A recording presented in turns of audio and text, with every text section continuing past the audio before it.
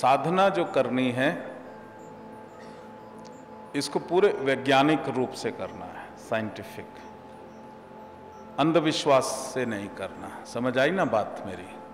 हम लोग को क्या हम गलती करते हैं कि हम जो भी साधना करते हैं हम या तो अंधविश्वास से करते हैं और या फिर हम ग्राउंडेड नहीं रहते। हम जो है थोड़ा सा अनुभव हमें होता है तो हम सोचते हैं हम पता नहीं बहुत बड़े साधु संत बन गए, जबकि जैसे एक व्यक्ति अपने साधना का मतलब है अपने को साध लेना।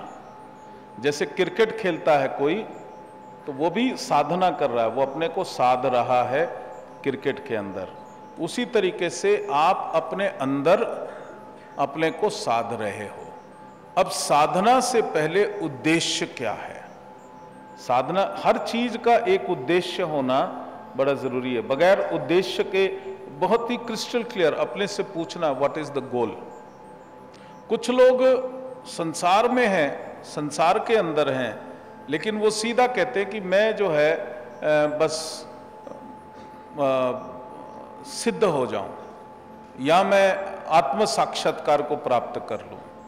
तो एक जो गोल है वो ऐसा गोल होना चाहिए जो कि एक रियलिस्टिक गोल हो आपका।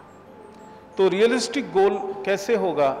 आप अगर कोई स्वस्थ होना चाहता है तो सबसे पहला वो साधना के लिए अपना एक गोल करें कि मैं जो है पूर्ण रूप से स्वस्थ होना चाहता हूं।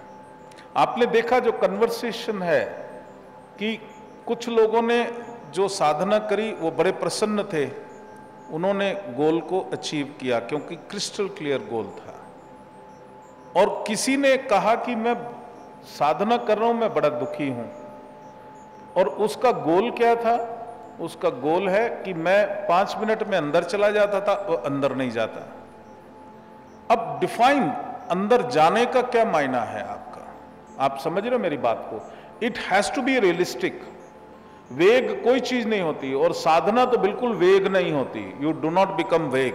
अगर वेग हो गए तो बिल्कुल रिजल्ट आपको वेग मिलेगा, और क्रिस्टल क्लियर हो गए तो रिजल्ट आपको क्रिस्टल क्लियर मिलेगा।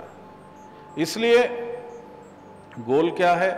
एग्जामिनेशन में मुझे आगे बढ़ना है और उसी के साथ साथ मेरे अंदर जो इनफाइनाइट पोटेंशियल है।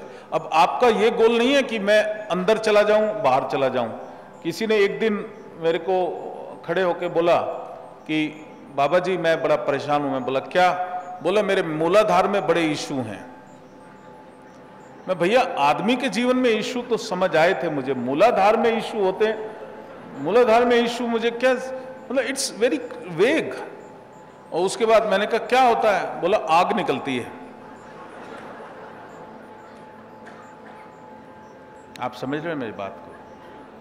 तो जो भी चीज है एक रियलिस्टिक होना बड़ा जरूरी है।